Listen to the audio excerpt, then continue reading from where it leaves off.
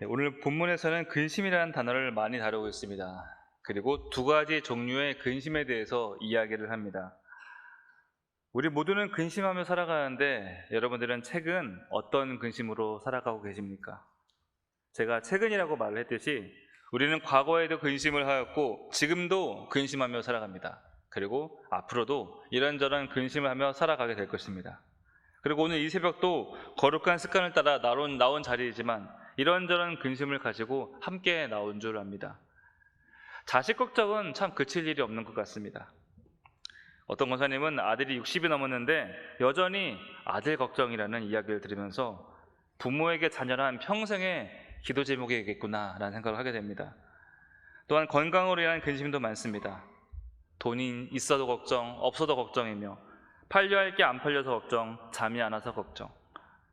분명한 것은 근심은 하지 않는 것이 좋습니다. 해결되지 않을 일 두고 속을 태우고 우울해하는 것은 결코 우리 삶에 좋을 리가 없기 때문이죠. 왜냐하면 근심은 우리에게 고통 내지 슬픔을 안겨줍니다. 우리가 근심을 지속적으로 오래 하게 되면 신체적으로나 정신적으로나 많은 타격을 줍니다. 당연히 삶의 질이 떨어지게 되어지고 육체적으로 근육이 긴장되면서 두통이 오고 소화가 안 되어서 위장병이 발생하게 되고 면역력이 약해지면서 온몸이 망가지게 됩니다. 정신적으로는 우울감과 수면 장애 등으로 이어지면서 결과적으로 몸과 마음이 안 좋아질 수 있습니다. 또 한편으로 드는 생각이 만약에 우리의 삶에 근심이 없었다면 어떻게 되었을까? 만약에 근심 없이 마냥 좋기만 했다면, 마냥 기쁘기만 했다면 인류가 발전할 수 있었을까? 더 나은 삶을 위한 근심과 고민이 없었다면 흐름이 없는 고인 물처럼 재미없는 삶을 살지 않았을까? 이런 생각도 하게 됩니다. 이렇게 다행인지 불행인 건지 사람은 살아 숨쉬는 이상 근심 없이는 살아갈 수는 없습니다. 오늘 성경에서도 우리 삶에 근심이 있음을 전제로 이야기를 하고 있습니다. 사도 바울은 근심하지 말라가 아니라 우리처럼 신앙을 가진 사람이라면 반드시 해야 할 근심이 있다라고 이야기를 합니다. 방금까지 근심은 안 좋은 것이고 피하는 것이 좋다고 했습니다. 그런데 그것은 하지 말아야 될 근심에 대한 것이었고 성경은 우리가 반드시 해야만 하는 근심이 있다. 반대로 반드시 하지 말아야 될 근심이 있다라고 선을 긋고 이야기합니다. 이것을 사도 바울은 하나님 뜻대로 하는 근심과 세상 관심으로 나누어서 설명을 합니다. 우리가 인생을 살아가면서 이제까지 나를 비교적 괜찮은 사람으로 여겼다면 적어도 나에 대해서만큼은 근심할 일이 없었을 것입니다. 오히려 자랑으로 여기며 살아왔을 것입니다. 여러분들은 어떠합니까? 나 자신에게 있어서 이만하면 나는 자랑할 만한 인생입니까? 아니면 여전히 근심스러운 인생입니까? 요즘 젊은 시대들은 자신의 삶을 적나라하게 있는 그대로 표현을 합니다. SNS를 통해서 나는 지금 어디에 와 있는지, 누구를 만나고 있고 무엇을 먹고 있는지, 또한 자신의 외모와 직업과 자신의 현재 감정 상태까지도 서슴없이 표현을 합니다. 그래서 전혀 모르는 사람이지만 그 사람의 인스타그램이나 페이스북을 천천히 읽어보면 그 사람의 일거수일투족, 식습관, 성격, 대인관계 등을 알 수 있습니다. 자신의 일상을 표현하는데 아주 익숙한 세대를 살아가고 있는 시대이죠. 최근에 예능 프로그램만 보더라도 예전처럼 짜여진 극본대로 쇼를 보여주고 의도된 토크를 하는 것이 아니라 유명인들의 삶을 있는 그대로 보여주는 것, 이런 것들이 몇 년째 인기를 끌고 있는 것만 봐도 시대가 많이 바뀌었음을 알 수 있습니다. 또한 자신이 싫어하는 것, 좋아하는 것 거침없이 표현을 합니다. 그런데 이렇게 보여주는 목적이 어디에 있겠습니까? 다른 사람들에게 나는 괜찮은 사람이라는 관심과 호응을 얻음을 통해서 더 자신감을 얻게 되어지고 그것이 쌓이고 쌓이면 자랑이 되어지고 더 나아서 인기와 부로 이어지는 시대가 되었기 때문입니다. 즉 오늘날은 자랑하는 시대, 자신의 매력을 마음껏 어필하는 시대입니다. 그러나 그런 인생에 신앙을 알게 되어지면 신앙은 강렬한 빛을 비춰지게 되면 어떻게 됩니까? 우리가 하나님을 만나게 되면 그 강렬한 빛이 내 인생에 비춰지게 되고 그 빛에 비춰보니 내 자신에 대해서 크게 절망하게 됩니다. 그토록 자랑하던 인생이 빛을 마주하는 순간 죄로 얼룩진 내 모습, 속은 빈 채 껍데기를 추구했던 내 모습을 보게 되어지고 아니면 아무것도 아닌 내 모습에 절망을 하게 됩니다. 저는 하나님을 마주하면서 기도 안에서 3일간 식음을 전폐하고 눈물을 흘린 적이 있습니다. 그 이후로 1년간 성경을 공부하면서도 너무나 힘들었던 것이 하나님의 은혜를 알면 알수록, 말씀을 대하면 대할수록 왜 이렇게 죄가 꺼내어지는지, 생각조차 한 적 없는 그 죄들이 하나 둘씩 나열되어지면서 이게 기도인지 눈물바다인지, 도서관에서 성경 외들 시간에 계속 눈물을 흘리게 되고, 나중에는 기도하는 것이 부담되어지고 성경 읽는 것이 너무나 겁이 날 정도로 저를 근심하게 한 적이 있습니다. 제가 방금 근심이라고 했는데 사도 바울은 이런 근심을 오늘 본문에서 9절, 10절, 11절에서 하나님의 뜻대로 하는 근심이라고 부르고 있습니다. 이 하나님의 뜻대로 하는 근심을 새 번역 성경은 하나님의 뜻에 따라 아파하는 마음, 그리고 영어 성경은 하나님의 의도된 걱정이라고 번역을 합니다. 즉 하나님께서는 우리가 주님의 그 뜻을 이루기 위해서 우리 각 심령에 근심과 걱정, 아파하는 마음을 의도적으로 부어주신다는 것이죠. 그렇다면 그 의도적인 하나님의 그 뜻은 무엇일까? 우리에게 근심을 주시고 걱정을 주시는 하나님의 그 의도는 무엇인가? 그 하나님의 의도는 내가 내 자신에게 소망을 두지 않는 데 있습니다. 우리 인생이 내 손과 내 능력과 내 계획에 소망을 두지 않는 것에 하나님의 의도가 있다는 것입니다. 그래서 하나님의 그 뜻은 나는 대체 어찌하며 살아가 될 것인가? 이렇게 탄식하라는 것이죠. 대체 나는 어떻게 살아가야 되는가? 나에겐 도무지 길이 보이지 않음을 알고 함께 탄식하는 것, 이렇게 나를 놓고 근심에 휩싸여야 하나님을 찾게 되어지는 것이고 구원에 이르는 회개가 가능하기 때문입니다. 우리 스스로는 죄를 볼 수 없습니다. 죄를 보지 못하니 여전히 나는 자랑할 것이 많은 줄 착각하게 되어지고, 죄를 보지 못하면 여전히 나에게 소망이 있는 줄 알게 됩니다. 그래서 우리는 하나님의 뜻대로 하는 근심을 해야 죄를 죄로 볼 수 있게 되는 것이고, 제 이상 죄를 은폐하지 않게 될 수 있는 거고, 그래야 하나님에게 그리고 사람들에게 용서를 구할 수 있게 되어지는 겁니다. 우리 주변에 죄를 짓고도 뻔뻔한 사람들이 얼마나 많이 있습니까? 죄를 짓고도 오히려 그 법을 이용해서 상황을 역전시키는 사람들이 너무나 많습니다. 그런데 이런 사람들은 뉴스에 나오는 그런 사람들만 그런 것이 아니라 우리가 바로 그런 사람들이었다는 것이죠.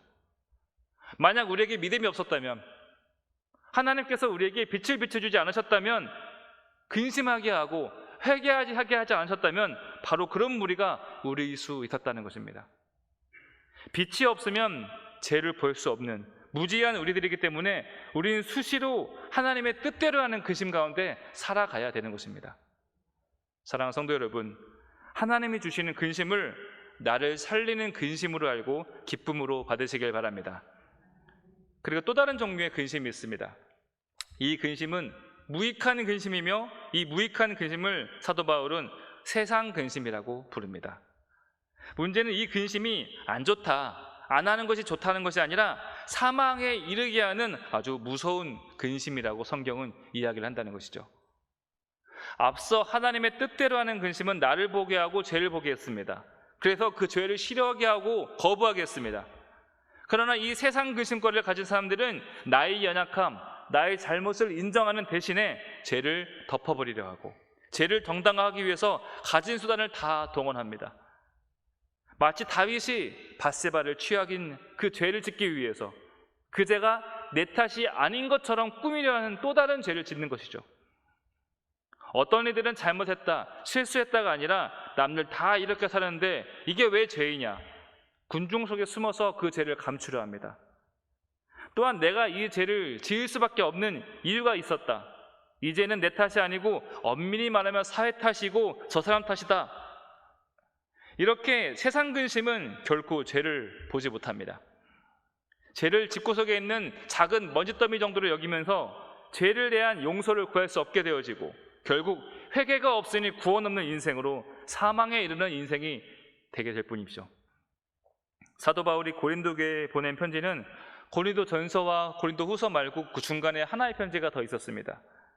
그 편지에서 바울은 자신을 비방하는 사람들에 대해서, 자신의 사도권을 부정하고 모욕하는 사람에 대해서 눈물의 편지를 썼습니다. 그런데 한 가지 근심인 것이 그 편지를 괜히 보낸 것이 아닐까? 성도들에게 내가 너무나 심하게 책망의 말을 쓴 것이 아닐까? 노심초사하며 근심하였습니다. 그러나 8절 말씀이죠. 함께 읽어보겠습니다. 그러므로 내가 편지로 너희를 근심하게 한 것을 후회하였으나 지금은 후회하지 아니함은 그 편지가 너희로 잠시만 근심하게 한 줄 알미라. 처음에는 그 편지로 후회하고 근심하였지만 지금은 후회하지 않습니다. 그 이유는 바로 9절 말씀이죠. 함께 봅니다. 내가 지금 기뻐함은 너희로 근심하게 한 까닭이 아니요 도리어 너희가 근심함으로 회개함에 이른 까닭이라. 너희가 하나님의 뜻대로 근심하게 된 것은 우리에게서 아무 해도 받지 않게 하려 함이라. 아멘. 그 편지 덕분에 고린도 교회에 근심과 회개가 일어나게 되었다는 것이죠. 그 편지 때문에 교회에 주님의 빛이 비춰지게 되고 내 자랑, 내 판단이 꺾이게 되고 하나님께 소망을 두는 마음, 하나님을 주임 삼는 마음을 비로소 그 교회가 갖게 되었다는 것입니다. 바울 입장에서 자신을 부정하고 모욕하는 고린도 교회에 대해서 얼마나 힘든 마음 가운데 있었겠습니까? 물론 그 교회를 위해 기도는 하지만 그 교회를 신뢰하는 것이 얼마나 어려웠겠습니까? 그러나 그들이 하나님 뜻대로 근심하고 회개했다는 그 소식은 바울에게 너무나 큰 기쁨을 안겨줍니다. 무엇보다도 우리 16절 말씀을 보면요, 함께 보겠습니다. 내가 범사에 너희를 신뢰하게 된 것을 기뻐하노라. 이전에는 솔직히 부담스러운 존재였습니다. 기도 요청을 한들 그 교회가 정말로 나를 위해 중보할 것인가? 자기 밥그릇이 더 크다고 싸움하는 교회인데 교회 역할을 제대로는 할 수 있을까? 이러다가 분열되고 사라지는 것은 아닐까? 걱정되고 근심되는 교회였습니다. 그런데 이제는 그 교회를 신뢰할 수 있는 교회가 되었으니 이보다 기쁜 일이 어디 있겠냐는 것이죠. 바울 역시도 근심하였습니다. 교회가 분열의 위기를 겪게 되어지고 온갖 안 좋은 일을 하면서 근심하지 않을 수 없었습니다. 그러나 그 근심은 기도로 이어지게 되었고 그 근심의 기도가 이제는 신뢰의 기쁨으로 바뀌게 되었다는 것입니다. 오늘 말씀 정리해 봅니다. 바울은 근심하였습니다. 고린도 교회를 걱정하였고 고린도 교회로 보내는 그 교훈과 책망의 편지로 인해서 한 번 더 근심하였습니다. 상처만을 받은 것이 아닐까? 이 편지로 더욱더 완악해지는 것은 아닐까? 그러나 하나님의 뜻대로 한 근심, 그 근심을 했던 바울은 고린도 교회에 사랑의 빛의 편지를 보내게 되었고 그 사랑의 빛은 그들로 회개하게 하고 그들이 하나님께 소망을 두게 하였습니다. 결국 이렇게 하나님의 의도된 그 근심은 바울과 고린도 교회 모두에게 만족과 기쁨을 주며 하나님의 뜻을 이루게 되었다는 것입니다. 성도 여러분, 우리는 어떤 형태로든 근심하며 살아갑니다. 이것이 하나님이 허락하신 근심인지 세상 근심인지 명확히 구별하는 것은 어려울 수 있습니다. 분명한 것은 그 근심이 지금 나에게 있는 그 아픔이, 고통이 나로 하여금 기도하게 하고 그 근심으로 시작한 그 기도가 나의 자랑을 멈추게 하고 하나님의 뜻을 구하게 한다면 그것은 하나님이 허락하신 의도된 근심으로 믿으시길 바랍니다. 반대로 이 근심이 기도로 이어지지 않는다면, 이 근심이 더욱더 나를 죄를 짓게 하고 죄에 대해서 숨게 만든다면, 이 근심으로 하나님이 아닌 다른 데에 손을 내밀게 만든다면 그것은 사망에 이르게 하는 세상 근심이기에 우리는 당장 그 근심을 멈추시길 바랍니다. 성도 여러분, 우리 모두는 근심으로 이 자리에 나왔습니다. 다만 근심을 하되 이웃을 위한 근심으로, 세상을 위한 근심으로, 나라와 교회를 위한 근심으로 기도를 통해서, 기도로 연결되어서 하나님의 뜻을 구하고 이루시길 주님의 이름으로 축복합니다. 함께 말씀을 기억하면서 기도하도록 하겠습니다.